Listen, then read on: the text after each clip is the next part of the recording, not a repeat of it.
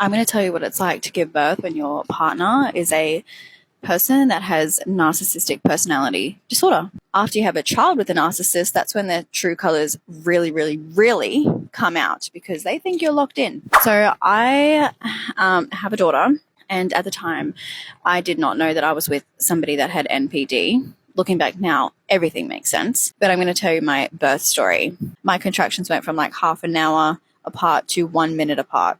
And then for 36 hours, I was in active labor.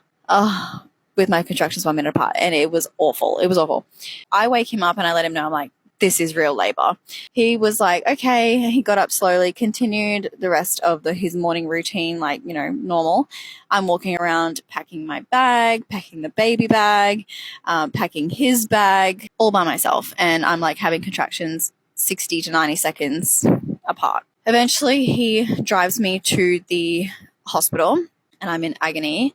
We get there, they check me. I'm only 3 centimeters dilated. So I'm like, this is going to be awful. So then they send me home. He drops me off. He goes, okay, well, since it's going to be like quite a while probably, I'm going to go get my beard done. I'm going to go to the barber. Who in their right mind leaves their laboring wife with no support? I had no one around me, no friends, no family. My partner, who's supposed to be there for me during labor, went to the barber. Then he's gone for hours. I was waiting for like 2 hours, and I'm messaging him. I was like struggling to even breathe. I was like, I can't even articulate the pain that I was in labor, completely by myself, terrified out of my mind. And I'm ringing him. He's not answering. I'm messaging, like, you need to come home. We need to go to the hospital. I'm about to have this baby.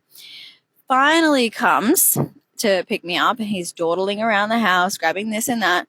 And I'm like, we need to go. So I'm in there. I'm now waiting for him near the car for him to get God knows whatever he's trying to get out of the house.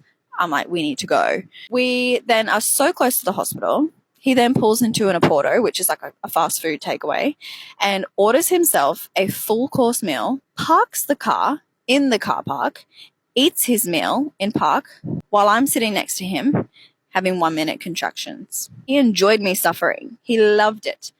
We get to the hospital, get checked in. He's there on his phone the entire time. It was my first night in the hospital, and he left me by myself. He was complaining that he is so tired, he cannot sleep in this couch, he's going to go home.